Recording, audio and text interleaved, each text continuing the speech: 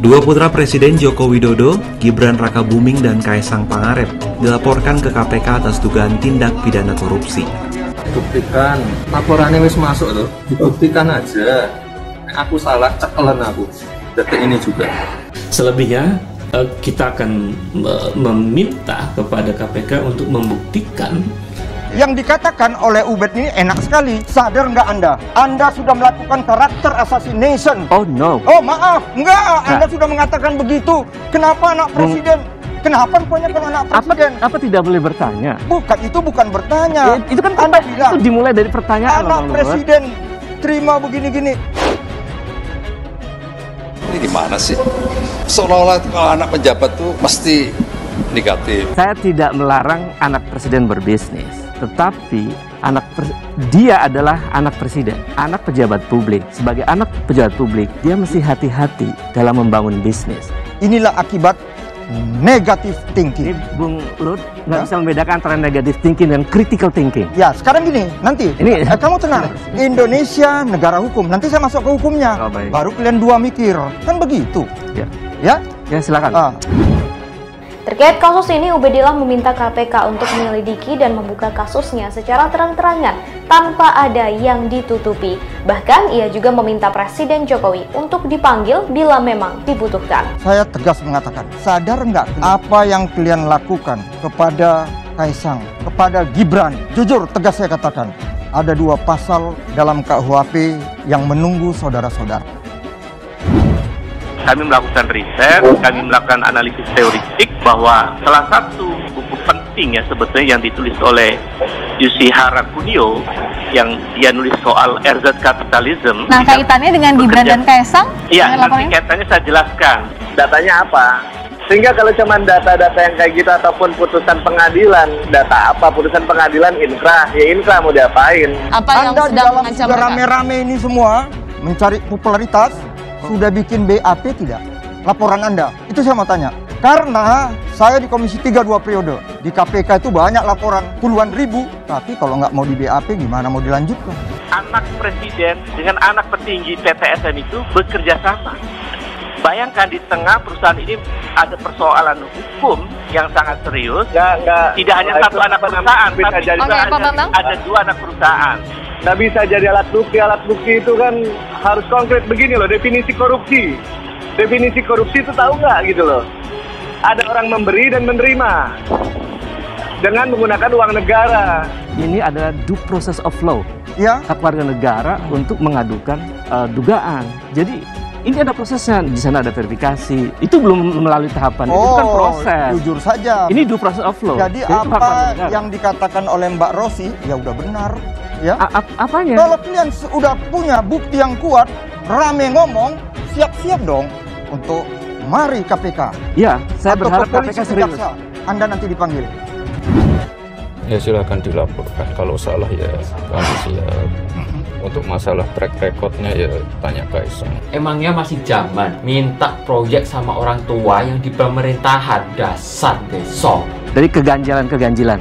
Dan kemudian Anda menyerahkan itu ke KPK untuk mengerjakan pekerjaan. Dan ada bukti permulaan. Saya bicara Rosi, bukan katanya-katanya. Itu bukan dasar hukum. Dasar hukum KUHP.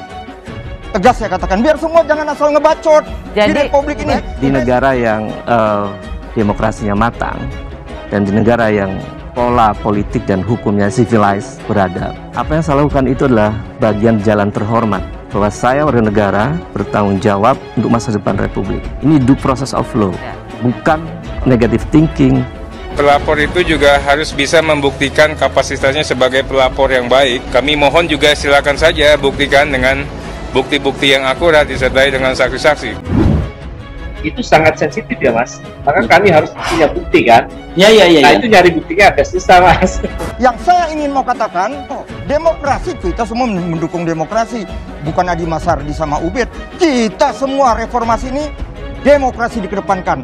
Tapi tetap mulutmu harimaumu, hati-hati bicara, ada hukum yang menunggu. Contohnya ini yang saya katakan tadi, apabila nanti dia udah saksi pelapor, ya, ini tidak terjadi, semua pendukung yang namanya Gibran, Kaisang, begitu juga Pak Luhut, begitu juga Pak Ahok, begitu juga Pak Ganjar, Begitu juga yang dilaporkan lainnya, sahabat saya Erick Thohir, mereka siap melaporkan. Dan melaporkan dikaitkan dengan 242, hukuman 7 tahun. Hukuman 7 tahun. Siap? Ada, ya datanya ada di KPK. Enggak, siap Anda dipanggil? Itu proses hukum yang harus saya lalui. Oke, siap Anda nanti menandatangan BAP sebagai saksi pelapor? Ya harus dilalui. Enggak, siap enggak? Siap. Saya tanya. Siap. Oke, kalau siap, Anda kena 242. Ya itu namanya ancaman. Ya bukan, saya bukan ancaman.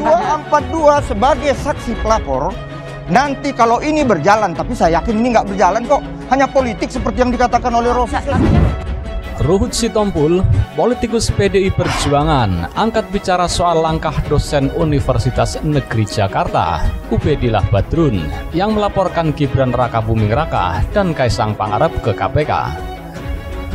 Politikus PDIP Ruhut mengingatkan Ubedillah harus menanggung konsekuensi apabila tidak mempunyai bukti yang kuat soal laporan tersebut. Ubedillah, lanjut Ruhut, bisa dipidana jika tak punya bukti yang kuat. Jangan cari popularitas murahan, kata Ruhut Sitompul. Dia bahkan menilai Ubedillah tidak paham hukum pidana dalam melaporkan kedua anak Presiden Joko Widodo itu ke KPK.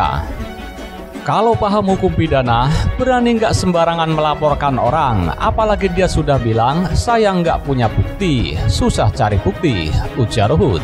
Siap Anda dipanggil? Itu proses hukum yang harus saya lalui. Oke, siap Anda nanti menandatangan BAP sebagai saksi pelapor? Ya harus dilalui. Enggak, siap enggak? Saya tanya. Oke, kalau siap, Anda kena 242. Sebelumnya Ubedillah melaporkan Gibran dan Kaisang ke KPK terkait Tipikor atau TPPU berkait dengan dugaan KKN, relasi bisnis anak presiden dengan grup bisnis yang diduga terlibat pembakaran hutan. Ubedillah Badrun mengatakan kejadian tersebut bermula pada 2015 silam ketika ada perusahaan PTSM yang menjadi tersangka pembakaran hutan dan sudah dituntut Kementerian Lingkungan Hidup dan Kehutanan senilai 7,9 triliun. Namun dalam perkembangannya, Mahkamah Agung atau MA hanya mengabulkan tuntutan senilai 78 miliar.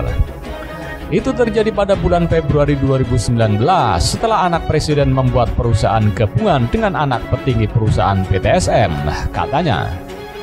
Dia mengatakan dugaan KKN tersebut terkait adanya suntikan dana penyertaan modal dari perusahaan Ventura. Itu dugaan KKN yang sangat jelas, saya kira yang bisa dibaca oleh publik karena tidak mungkin perusahaan baru anak presiden mendapat suntikan dana menyertakan modal dari sebuah perusahaan Ventura, yang juga itu dengan PTSM 2 kali diberikan kucuran dana.